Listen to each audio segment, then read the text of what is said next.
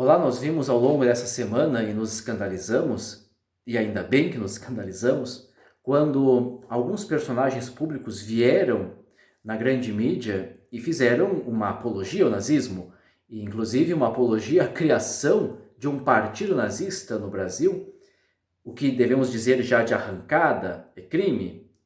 No Brasil, qualquer tipo de apologia ao nazismo e a disseminação de material nazista é crime. E os cristãos são os primeiros, por dever de consciência, a denunciar isso, porque é pecado mortal o nazismo, pecado mortal. Mas o nazismo, que já foi para nós condenado teologicamente lá na carta Com Ardente Preocupação de Pio XI em 37, como uma idolatria da raça e do Estado ou da nação, ele é um mal que tem as suas raízes muito fixas na sociedade enquanto tal e no Brasil também. É claro que se nós tivermos um contexto atual favorável a alguém vir a público dizer isso, é porque nós temos já há muito tempo essa ideologia que está caminhando, por assim dizer, nas sombras da nossa sociedade, mas que tem raízes. E agora nós temos grupos que cada vez mais surgem e se fortificam, disseminando essa ideologia. O que os catolicões de extrema direita fazem? Em vez de bater no nazismo, eles dizem assim: olha, nós temos que bater também no comunismo, como estão batendo no nazismo. E aí eles viram o discurso e, em vez de focalizar na realidade, eles vão para o delírio do comunismo. Primeiro que o comunismo, enquanto tal, a ideia do comunismo enquanto tal no Brasil, ou um regime comunista no Brasil, é um delírio, né? Como também é um delírio chamado marxismo cultural. É uma coisa tão infantil, tão boba, tão delirante, que somente uma pessoa muito boba pode acreditar que isso de fato tem algum tipo de funcionalidade ainda hoje na sociedade. Mas enfim, esses grupos malucos, tradicionalistas e radicais, eles vão bater de novo na ideia do comunismo, como se o comunismo fosse o grande problema da realidade do Brasil.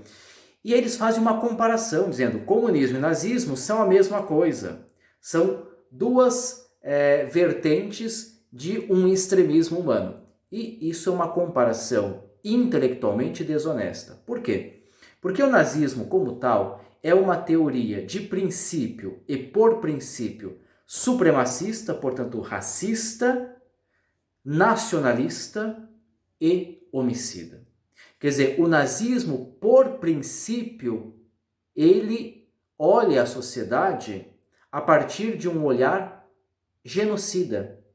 Porque somente uma categoria de pessoas, de fato, tem o direito a existir. O nazismo é genocida, por princípio, por natureza. O que é o comunismo, ou o marxismo, melhor usando? O marxismo é um método de análise da realidade. E esse método filosófico, político, de escopo econômico, basicamente olha para a realidade e diz assim: olha, o que nós precisaríamos é um mundo onde não houvesse mais o Estado e todos os meios de produção não estivessem mais nas mãos de indivíduos, mas nas mãos da totalidade da sociedade. Isso é o comunismo. O comunismo é utópico. A Igreja Católica, evidentemente, não vai concordar com o comunismo, mas ele não é genocida, ele não é homicida. E fazer uma comparação entre a teoria comunista e o socialismo histórico de Stalin, por exemplo, é a mesma coisa, diz isso Frei Beto em um dos seus textos, que comparar a Igreja Católica com a Inquisição.